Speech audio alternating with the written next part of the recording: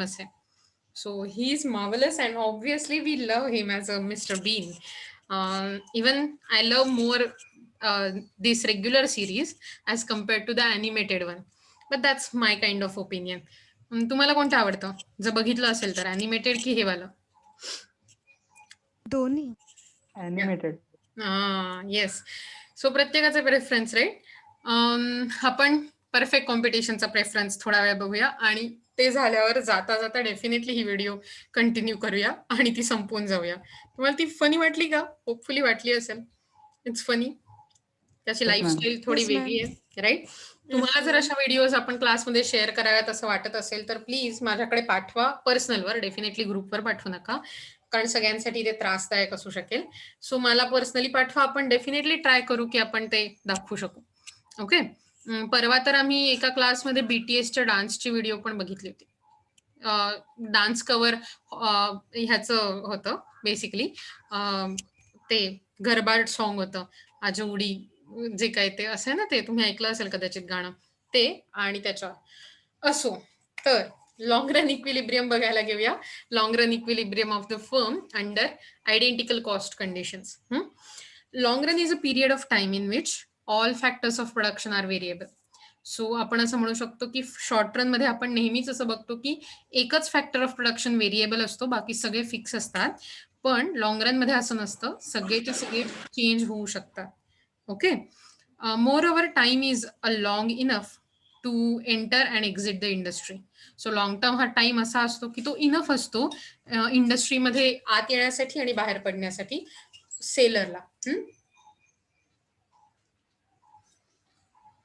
Sorry. Firms are free to enter or leave the market without any restrictions. कुठल्याही restriction शिवाय firms मार्केटमध्ये येऊ शकतात आणि मार्केटमधनं बाहेर पडू शकतात.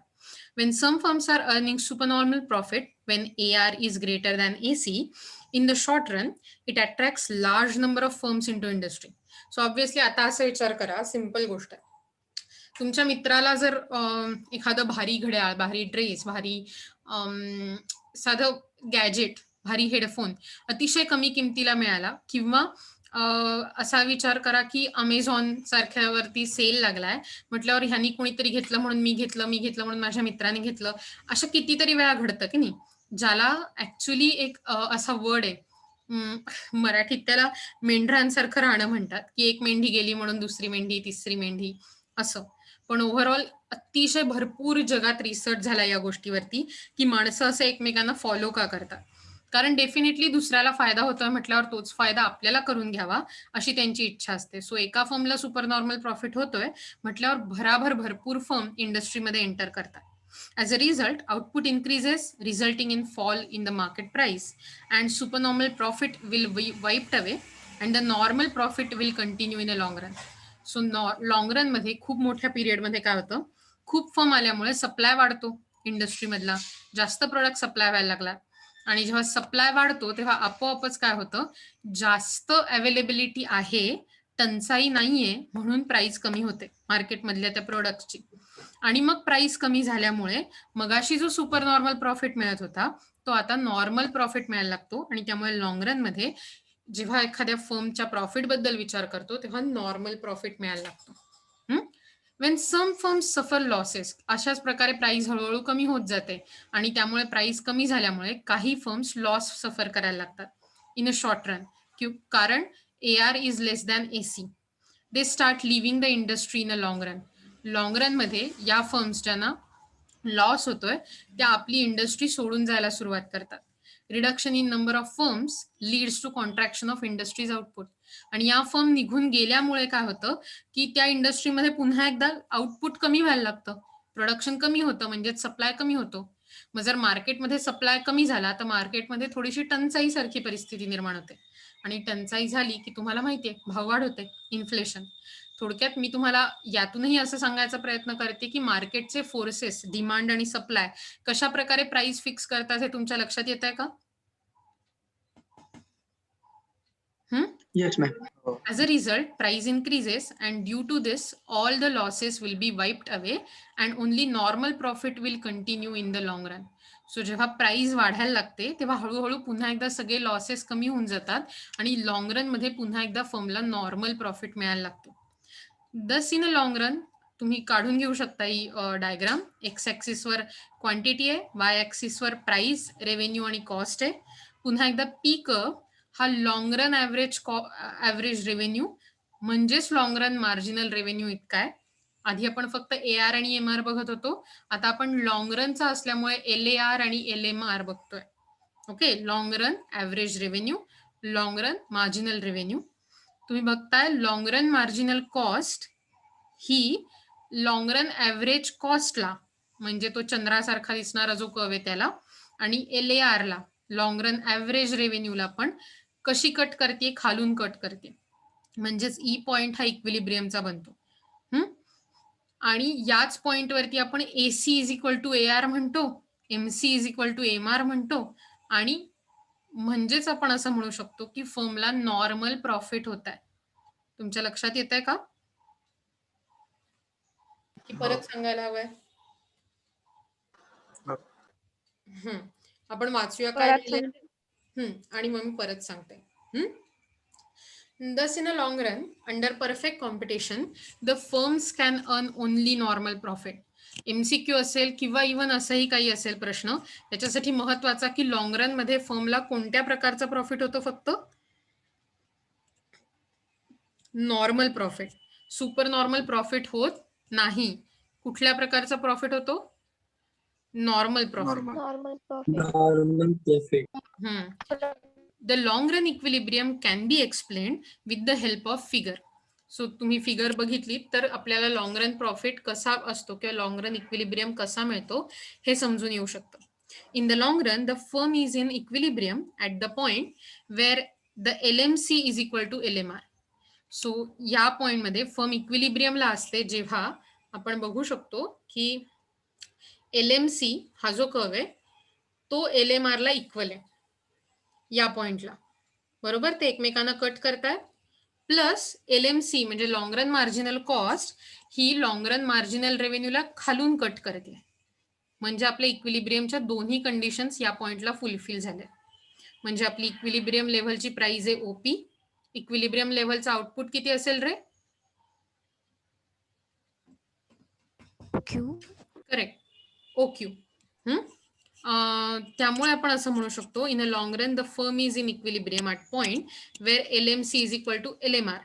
At the same time LAC that is long run average cost is equal to LAR. बघा बरं, हा जो चंद्रासारखा कर्व आपण म्हणत होतो तो U शेप्डचा असलेला long run average cost curve हा लॉंग रन ॲव्हरेज रेव्हेन्यू कर्वला पण ई पॉइंट मध्ये छेदतोय, बरोबर. ई पॉइंट हाच सगळ्यांचा भेटण्याचा पॉइंट आहे. If it is assume that all the firms are facing same cost condition, म्हणजे जेव्हा प्रत्येक फर्म्समध्ये कॉस्ट कंडिशन सगळ्या प्रकारचं रॉ मटेरियल, त्याची क्वालिटी, एफिशियन्सी, प्रोडक्शन टेक्निक या सगळ्या गोष्टी जर सेम आहेत असं मानलं तर आपण म्हणू शकतो that all firms are equilibrium or in equilibrium at a point E where all will earn normal profit. जेव्हा कॉस्ट कंडिशन डिफरंट नसतात तेव्हा सगळे ई पॉइंटला इक्विलिब्रियम असतील जेव्हा त्या सगळ्या नॉर्मल प्रॉफिट मिळवतील, कारण LAC is equal to LMC is equal to LAR is equal to LMR. लक्षात येत आहे तुमच्या? हो. Yes. So let's move ahead आणि पुढचं पॅच बघूया. Long run equilibrium of the firm under differential cost condition. आता तुम्हाला डिफरन्शियल कॉस्ट कंडिशन काय ते माहिती असलं पाहिजे.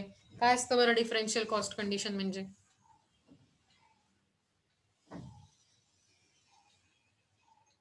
नाही आठवत आहे? बरं मी सांगते, आता पुढच्या वेळी लक्षात राहिलं पाहिजे. डिफरन्शियल कॉस्ट कंडिशन म्हणजे जेव्हा फर्मचं इनपुट किंवा फॅक्टर्स ऑफ प्रोडक्शन हे वेगवेगळ्या प्रकारचे असतात, किंवा आपण असं म्हणू शकतो की फर्मची एफिशियन्सी, वर्कर्सची एफिशियन्सी, कपॅसिटी, त्याच्यानंतर फर्मला मिळणारं जे रॉ मटेरियल आहे ज्याच्यापासून मॅन्युफॅक्चरिंग होतं त्याची क्वालिटी, फर्म कुठल्या प्रकारचं प्रोडक्शन टेक्निक वापरते, मशीन्स चांगल्या कंडिशन्समध्ये आहेत का. सो ह्या सगळ्या गोष्टीमुळे फर्मच्या कॉस्टमध्ये फरक पडतो. म्हणजेच फर्मच्या कॉस्ट कर्व मध्ये पण फरक पडतो आणि म्हणून त्याला जेव्हा वेगवेगळी कॉस्ट असते प्रत्येक गोष्ट बनवण्यासाठी फर्मला वेगवेगळ्या फर्म्सना, तेव्हा त्याला डिफरन्शियल कॉस्ट कंडिशन्स असं म्हणतात. राहील लक्षात पुढच्या वेळी?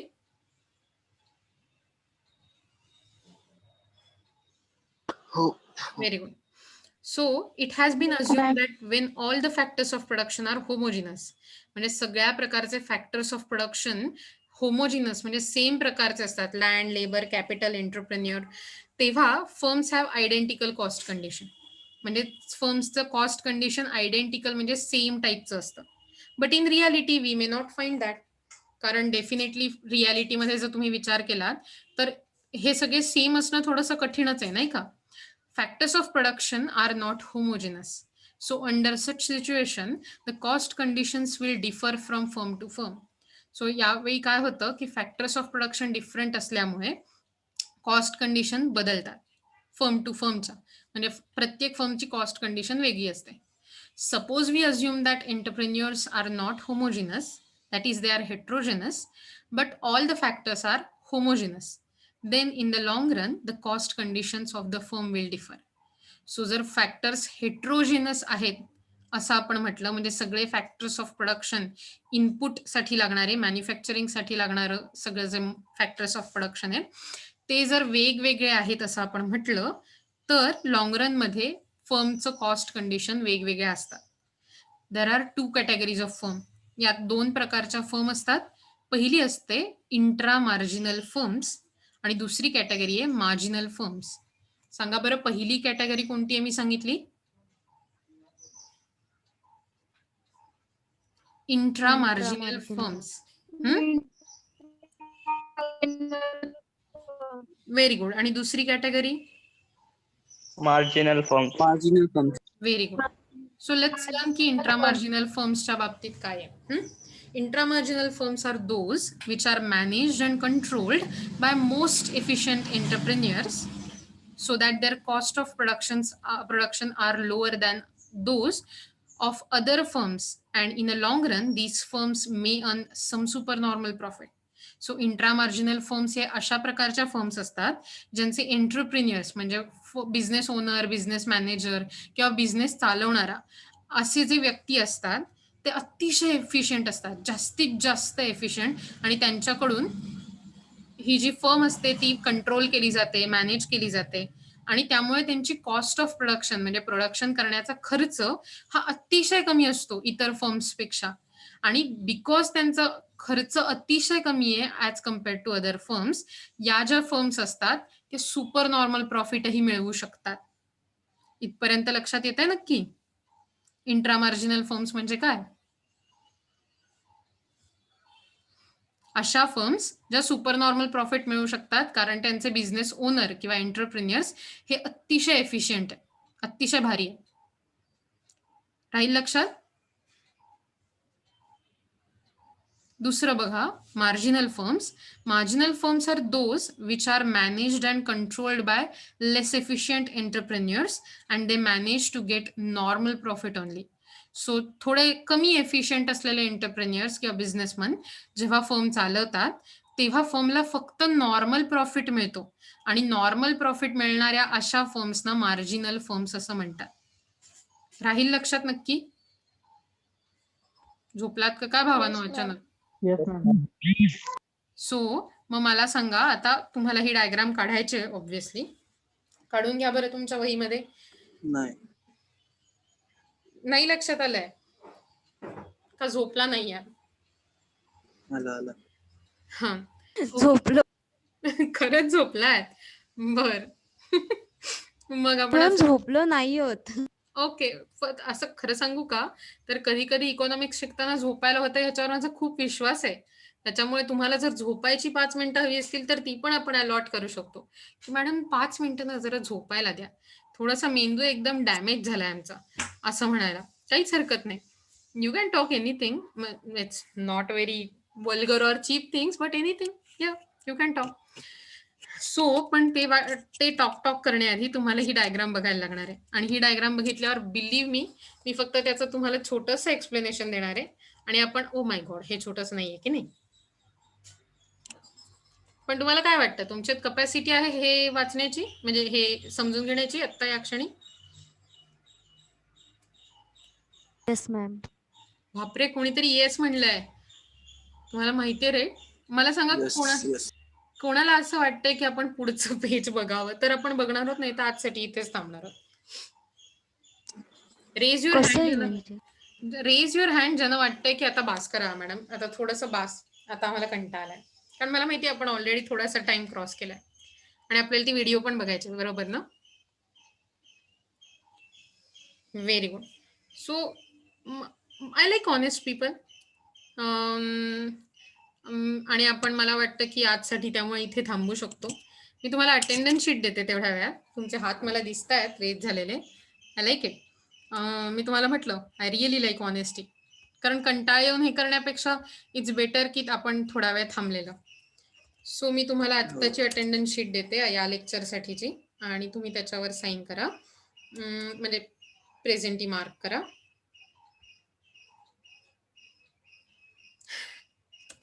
No issues Suraj.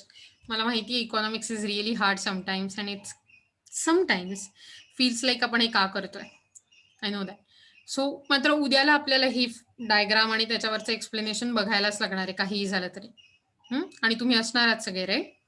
सो मी तुम्हाला दिलंय अटेंडन्स शीट. जर तुमची झाली असेल तर मला सांगा, म्हणजे मग मी रेकॉर्डिंग थांबवू शकेन आणि मग आपण आपली राहिलेली व्हिडिओ बघू शकू. येस, नुहित. आता कोणीतरी एखाद्याने नुहितची हे अटेंडन्स भरण्याची जबाबदारी घेऊनच टाका बरं. आणि the spelling is FILL, feel, whereas FEEL that is a feeling, कुछ फील करना, और ये भरना मतलब टू फील, FILL. सो मी बघते तुझी अटेंडन्स लावली आहे का. मित्रांनी तुझ्या लावली असावी असं मला वाटतंय खरं तर.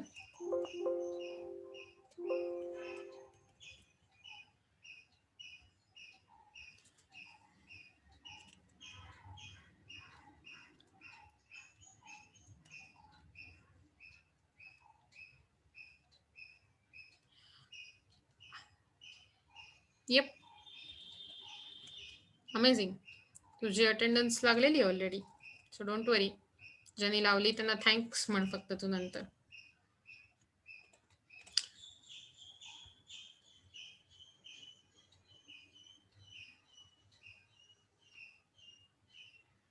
ओके. सो मी परत टाकते ज्यांना मिळाली नाही अटेंडन्स त्यांच्यासाठी.